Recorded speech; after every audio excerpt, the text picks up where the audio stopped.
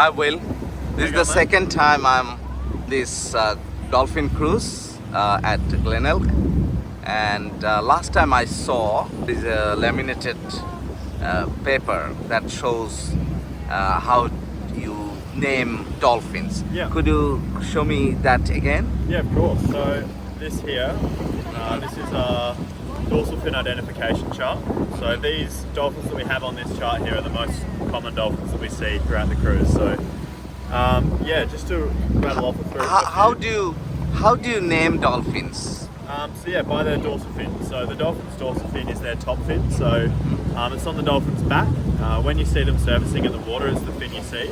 So if the dolphins have a unique marking on their fins are made of cartilage. So if they have a unique marking on their fin, it will stay with them for life. Then you can take clear and concise photos of both sides of their fins and then name them from there.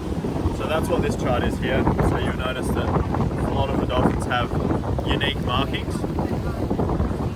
These are the most common dolphins that we see. So they get their markings from a few different ways. Sometimes they're born with a unique fin. Other times they get their markings from a shark bite. They also get them from dolphins biting one another, and then humans as well. You do get some dolphins which have been hit by boats, so boat strikes, speedboats moving too fast over the dolphins. So Albert, for example, Albert's 5 years old, and we actually saw Albert today. This bit here is cut off by a boat propeller, where Jigsaw here, Jigsaw got attacked by a shark, so that's why Jigsaw's got such a jagged fin. And then June, that was a dolphin bite, so you can see the dolphin scratch marks there. So that's how the dolphins get their unique fins. And then also there's a dolphin called Starboard. That was probably a boat strike which bent the fin over to the right, and that's why we named it Starboard. So most of the names of the dolphins are related to the shape of their fin. Now, could you tell me what's the importance of naming dolphins? Yeah, so for research purposes, so by naming dolphins you can get a population count of the dolphins in the area. So what happens is, if you know how many dolphins you've got and then you build a catalogue of all of the names, then you can work out a ratio between marked fins and unmarked fins. So dolphins, some dolphins have very smooth fins which you can't name because they're too similar, but the dolphins that have markings, you can say, let's say there's 50% of dolphins have markings and 50% don't have markings, and we know how many dolphins in the area have markings. If you double that, so you times it by 2, that's going to give you the population of dolphins in the area. Then you know what the population is, and you can do counts each year to make sure the population is stable and healthy. And what trend do you see in the number of dolphins? They are rising or declining or constant? We're still not sure. So in 2013 there was a survey done of the whole Gulf St. Vincent, which is 1,300 bottlenose dolphins.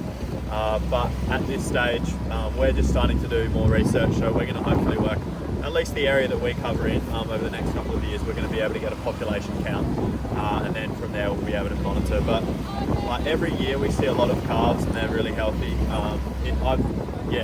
It's pretty rare you'd ever come across. I've never really come across a sick dolphin, so from our visual perspective it looks like the population's doing really well. And you are one of the owners of this cruise. Yeah. And so far I know that it's voluntary for you to provide this data about dolphins to some authority. So could you tell us that why you do that voluntarily, helping research on dolphins? Yeah, so because it's expensive for other people.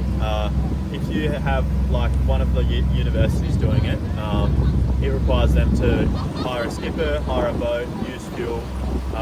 So whereas we're on the water every day regardless, running tours, so it's a bit easier for us because we're on the water every day to actually be able to contribute. And we all have, we've studied marine biology, so we want to contribute back and provide data for universities to be able to use for PhD and honours students as well. Thank you so much. My last question to you. You have shown different dolphins here as you can identify with their fins. Now, is there any particular dolphin that loves to come to this boat? Yeah, so they actually all have personalities. So when we see a fin, we go, okay, we know what kind of interaction we're going to get based on the unique fin. The most interactive dolphins we find are probably Ra and Albert. That's a mother-calf pair. So Ra is the mother, and then Albert is the calf. And they're usually really interactive. They like surfing the front of the boat. So today, for example, all of the swimmers got to see them underwater just at Seacliff Beach. So yeah, those two. Thank you so much. Thank you so much, No really. worries, thanks, mate. You provided me with a lot of important and interesting information. Easy. Cheers. Thank you. Albert. We also saw split fin, and then we had Ra's clone as well, just here. So and Matterhorn today. So we saw these four in the corner. What about you? Do you have a favourite fin?